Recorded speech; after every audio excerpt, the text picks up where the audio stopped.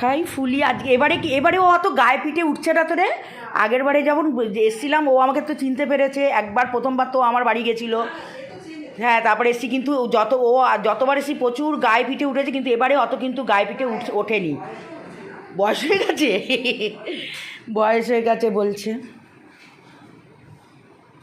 তোর এখানে তুই গাছ প্রচুর, গাছগুলো খুব ভালো লাগছে রে, গাছগুলো প্রচুর করে। আমার মানি প্ল্যান্টটা দুটো জায়গায় আমি টেবিলে বসিয়েছি, তুই আমার বাড়ি থেকে নিয়ে এসে আমার সুন্দর গাছ, তুই এখানে গাছ করেছিস, তাহলে আমিও এরমভাবে গিয়ে করবো। আরে আমার বিড়ালগুলো খুলে খুলে সব ফেলে দেয়। ও কি রান্না করছে এবার দেখি, ও বানাচ্ছে, গন্ধ পেয়ে গেছি, ও বানাচ্ছে হচ্ছে এয়ার ফ্রায়ারে কাবাব, তাই তো।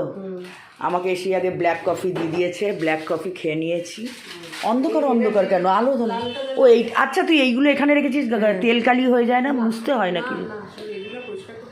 সেটাই সেটাই রাখলে হয় না, পরিষ্কার করতে হয় রেগুলার, সেটাই বলছি। আমাদের তো রান্নাঘরে দেখ, বাঙালিদের মাছ মাংস খাওয়া, তেল কালির ঝাঁঝ উঠবেই, সেটা পরিষ্কার না করলে কি করে হবে। আরও বানিয়েছে, খাওয়ার সময় বলবো বল, নিজের হাতে বানিয়েছে। এটা কি স্মুদি বানাচ্ছে? হ্যাঁ, এটা ওয়াটারমেলন জুস বানিয়ে রাখ। আরেকটা দিদি আসবে, আমরা বলেছি না নেক্সট কোন বোনের বাড়ি, এই যে আমরা বলেছিলাম যে আবার কোনো বোনের বাড়ি, কিন্তু সব বোন আসবে না, একটা দিদি আসবে শুধু।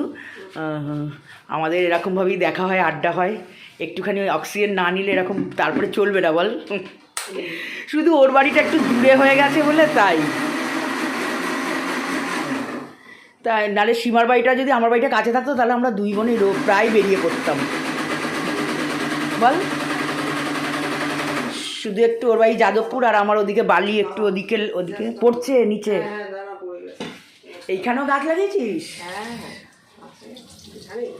সুন্দর, মুছে নে, অনেকটা দিয়ে ফেলেছি একসাথে, ওই জন্য।